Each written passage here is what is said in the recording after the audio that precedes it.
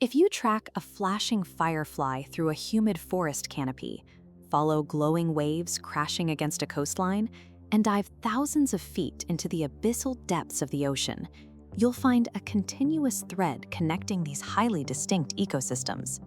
Living things are producing their own light. In the deep ocean, the margin for survival is thin, and organisms exist in a state of constant energy scarcity. Expending ATP to emit photons appears to conflict with the absolute requirement for metabolic conservation. Beyond the metabolic cost, there is the risk of exposure. Emitting sudden, bright flashes of light in absolute darkness renders an organism highly conspicuous to any predator in the vicinity. To see how organisms mitigate those costs, look at this reaction. The process relies on the oxidation of a molecule called luciferin, catalyzed by an enzyme called luciferase. This reaction operates with an exceptionally high quantum yield. The chemical energy converts directly into visible light, which means the energy is emitted as photons rather than thermal heat. Because this cold light mechanism draws very little internal energy, but carries a lethal external predation risk, these flashes are strictly deliberate. The light functions as a calculated, high-stakes biological language. Hundreds of millions of years ago, this language started as a microscopic chemical accident in the primordial oceans. This diagram shows an ancestral cell membrane under attack by oxygen radicals. According to the antioxidant hypothesis, early precursor molecules originally evolved to soak up these toxic reactive oxygen species. When the molecules neutralized the oxygen radicals, they released a weak, unoptimized pulse of light as a byproduct of the detoxification. Over time, organisms developed dedicated enzymes to handle toxins, but for those inhabiting dark pelagic waters, that vestigial glow provided a functional advantage. Natural selection tuned the enzymes, mutating them over millions of years to maximize the photon output rather than the detoxifying effect. Predators quickly harnessed this optimized light. The female deep-sea anglerfish houses extracellular, luminescent bacteria inside a modified dorsal fin. She provides the bacteria with a nutrient-rich environment, and they emit blue-green photons that act as an irresistible lure, drawing smaller fish toward her jaws. Prey organisms developed their own applications. Planktonic, single-celled dinoflagellates use a burglar alarm strategy. When grazed upon by tiny crustaceans, the physical disturbance triggers the dinoflagellates to flash. This illuminates the crustacean, exposing its position to larger secondary predators who quickly move in to eat the attacker. In the ocean's twilight zone, emitting light is actually a highly effective way to hide. Organisms like the firefly squid utilize counter-illumination. They project a faint glow from their ventral surfaces that precisely matches the intensity and wavelength of the downwelling sunlight from above, effectively erasing their silhouette from predators looking up from below.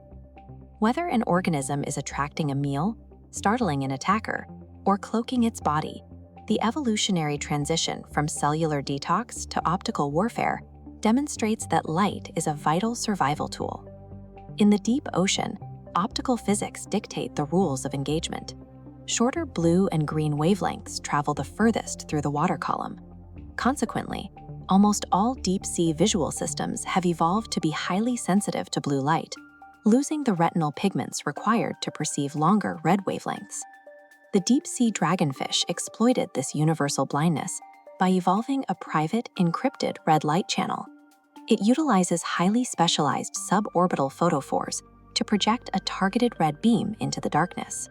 By acquiring a specific chlorophyll derivative from its diet, the dragonfish altered its own retinal sensitivity to see this far red spectrum. It can actively sweep the darkness for red-pigmented, camouflaged prey, using a visual frequency that competing predators, and the prey itself, cannot see. In a Caribbean reef, the application of light shifts from hidden frequencies into complex spatial syntax. Here, tiny crustaceans called ostracods execute an elaborate optical code to find mates. Look at this 3D spatial map of a male ostracot's display. It begins with the stationary phase.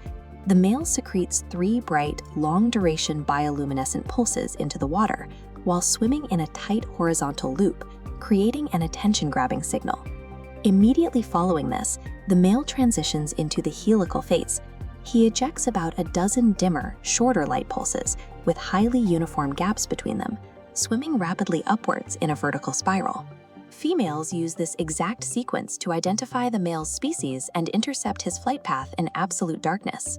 These precise optical adaptations, from invisible infrared frequencies to mathematically uniform 3D dot matrices, represent a highly structured, species-specific telecommunications network. Human science has recently learned to isolate and hijack the 500-million-year-old luciferase-luciferin reaction for our own diagnostics. In preclinical oncology, researchers use bioluminescence imaging. By genetically engineering human cancer cells to express the luciferase enzyme, scientists can track a glowing, real-time heat map of microscopic tumor growth and metastases inside a living subject.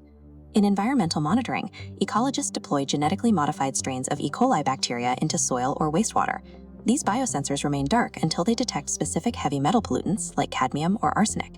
The exposure triggers a stress response that makes the bacteria glow, providing a sensitive alert for toxic contaminants. What makes this genetic and biochemical toolkit so striking is its evolutionary path. The ability to emit light does not trace back to a single ancient common ancestor. The required cellular machinery arose completely independently, at least 40 and possibly up to 100 distinct times across the tree of life. Bioluminescent species populate the planet from forest canopies to the deepest trenches, forming an integrated planet-wide communications grid. From the rhythmic pulses of the forest to the glowing coastal surf and the bathypelagic depths, life maintains a constant dialogue of photons. In the darkest parts of the Earth, life generates its own clarity. It has refined an ancient chemical reaction into a precise global language of light.